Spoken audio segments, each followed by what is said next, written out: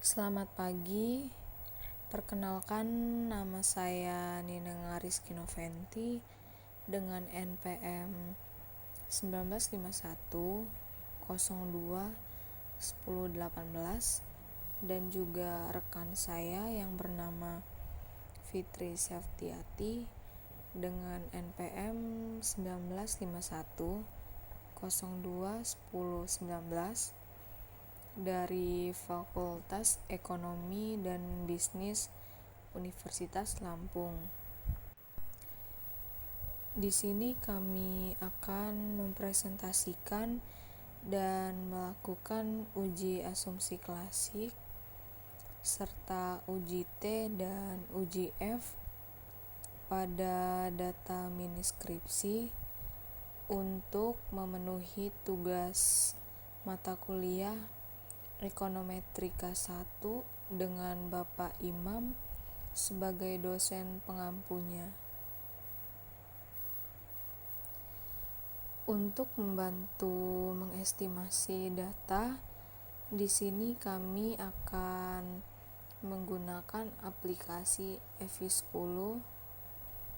Data yang kami gunakan yaitu analisis pengaruh luas areal perkebunan kelapa sawit, produksi perkebunan kelapa sawit, dan volume ekspor kelapa sawit terhadap ekspor kelapa sawit di Indonesia tahun 2000 sampai 2019 yang dilambangkan Y sebagai ekspor kelapa sawit di Indonesia tahun 2000 sampai 2019, X1 sebagai luas areal perkebunan kelapa sawit di Indonesia tahun 2000 sampai 2019. X2 sebagai produksi perkembangan kelapa sawit di Indonesia tahun 2000 sampai 2019 dan X3 sebagai volume ekspor kelapa sawit di Indonesia tahun 2000 sampai 2019.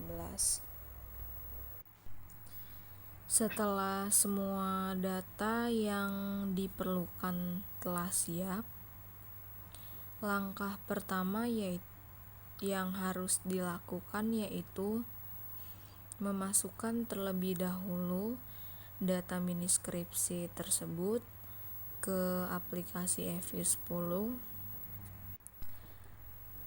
Karena data yang digunakan yaitu time series, maka pilih default regular frequency pada Word file struktur type. Dari pilih annual untuk frekuensi. Selanjutnya di sini kami akan memasukkan start date tahun 2000 dan end date-nya tahun 2019. Setelah tampilannya seperti ini, pilih quick, lalu ke empty group atau edit series. Setelah itu langkah berikutnya paste data mini skripsi yang ada di Excel. Data yang telah diinput ini kita beri nama dengan group 1. Setelah itu bisa di close. Selanjutnya kami akan menguji data mini skripsi ini dengan asumsi klasik sebelum diregresikan dan melakukan uji parsial dan simultan. Di dalam regresi ini ada beberapa syarat yang harus dipenuhi agar model peramalan yang dibuat menjadi valid sebagai alat peramalan. Syarat-syarat tersebut apabila dipenuhi semuanya, maka model regresi linier dikatakan blue. Blue adalah singkatan dari Bayes Linear and Bayes Estimation. Pada data ini, kami akan melakukan 4 langkah dalam pengujian asumsi klasik. Yang pertama yaitu uji normalitas residual. Uji normalitas residual adalah uji statistik yang dilakukan untuk mengetahui bagaimana sebaran sebuah data. Untuk melakukan uji ini pada EVI 10, kita harus melakukan regresi terlebih dahulu seperti sebelumnya pernah dijelaskan.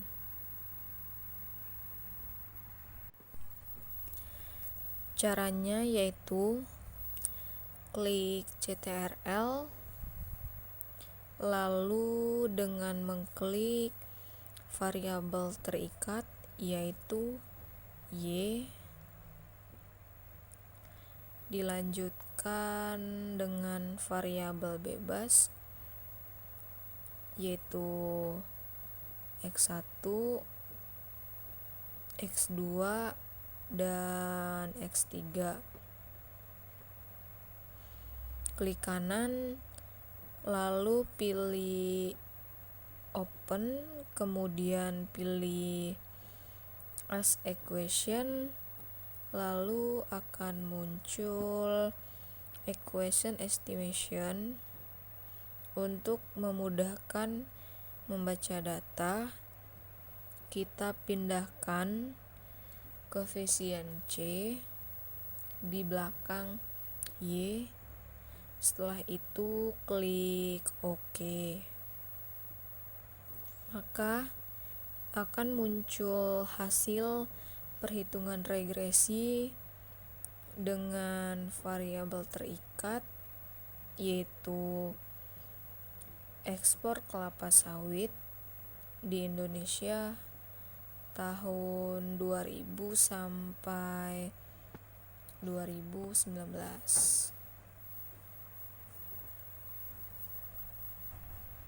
Langkah selanjutnya, klik view yang ada di atas, lalu klik residual diagnosis dan pilih histogram normality test.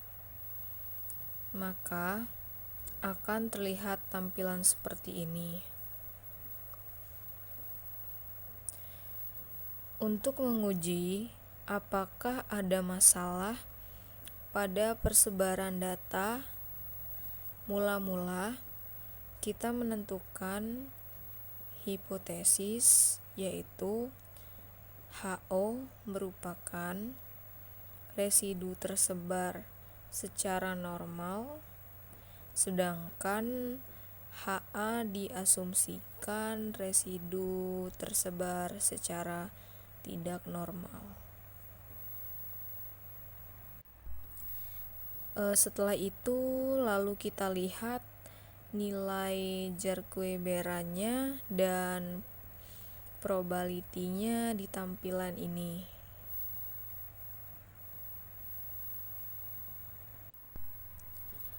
Selanjutnya yaitu uji heteroskedastisitas. Uji ini bertujuan untuk mengetahui apakah dalam model regresi terjadi ketidaksamaan pada regresi dari residual satu pengamatan ke pengamatan lain. Jika varian dari residual satu pengamatan ke pengamatan lain tetap, maka disebut dengan homoskedastisitas, dan jika berbeda akan disebut sebagai heteroskedastisitas, sama seperti uji normalitas residual. Langkah pertama yaitu heteroskedastisitas tes. Setelah muncul tampilan seperti ini dan terdapat beberapa banyak pilihan untuk menguji masalah heteroskedastisitas, namun karena kami memilih metode Glaser, lalu klik OK, maka tampilannya akan muncul seperti ini untuk menguji apakah ada masalah pada heteroskedastisitas. Mula-mula kita menentukan hipotesis dengan asumsi HO, yaitu sebagai homoskedastisitas, dan HA yaitu sebagai heteroskedastisitas. Selanjutnya, uji autokorelasi.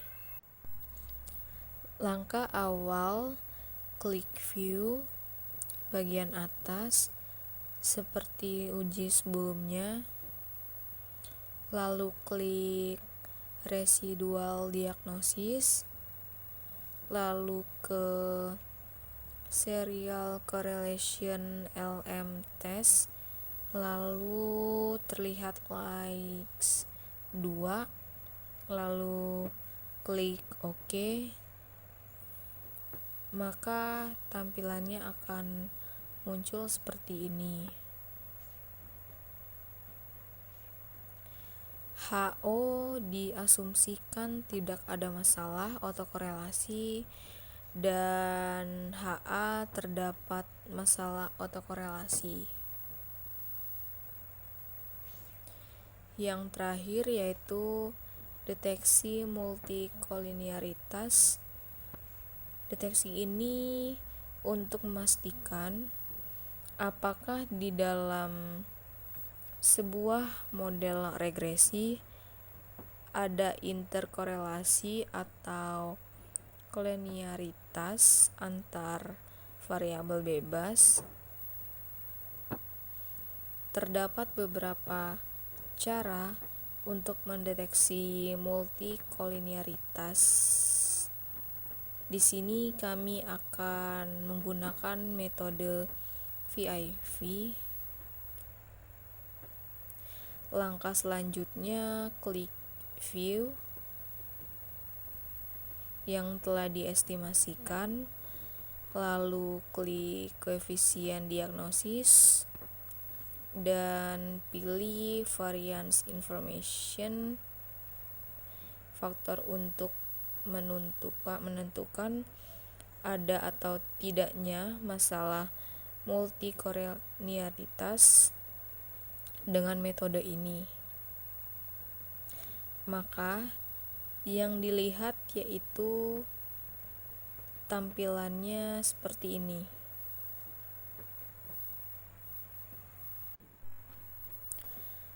Selanjutnya, setelah melakukan uji asumsi klasik, kami akan melakukan regresi dan interpretasi secara parsial dan simultan melalui uji T dan uji F.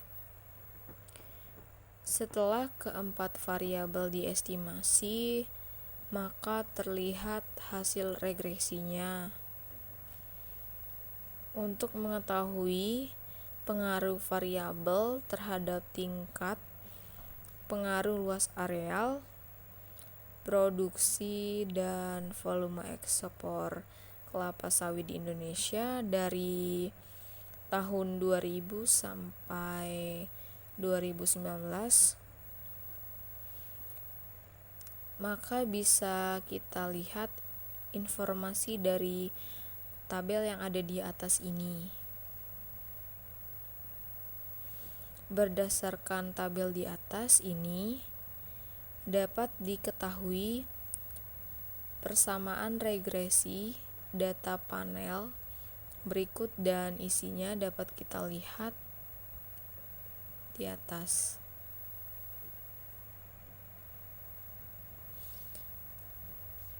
Pertama-tama kita lihat nilai konstannya.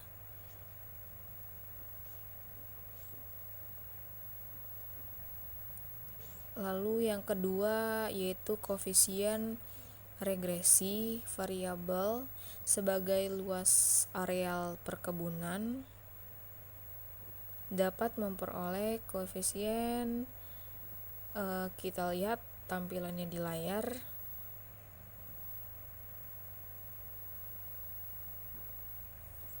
Lalu yang ketiga yaitu koefisien regresi variabel produksi perkebunan kelapa sawit. Dapat kita lihat koefisiennya di tampilan layar. Dan yang terakhir yaitu koefisien regresi variabel volume ekspor kelapa sawit.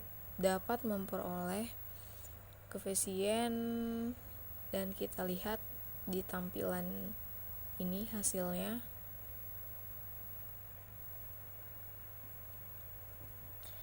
Itu dapat kita lihat dari koefisien regresi. Sekarang kami akan melakukan interpretasi uji parsial melalui uji T untuk variabel X1, X2, dan X3. Itu masing-masing dapat kita lihat memperoleh nilai di tampilan layar. Kita bisa lihat memperoleh masing-masing nilainya.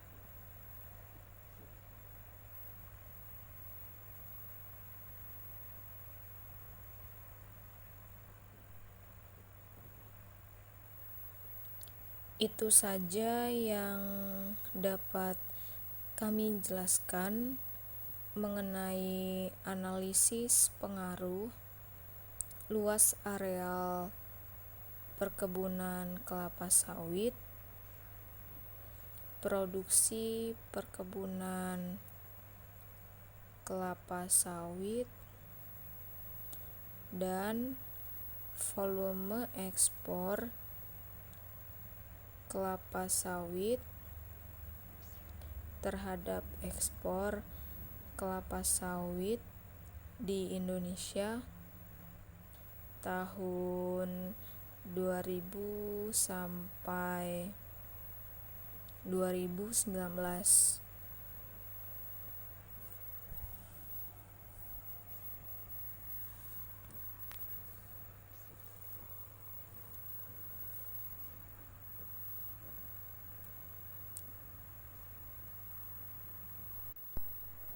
Semoga apa yang dapat kami sampaikan dapat bermanfaat, dan kami akhiri dengan Selamat pagi.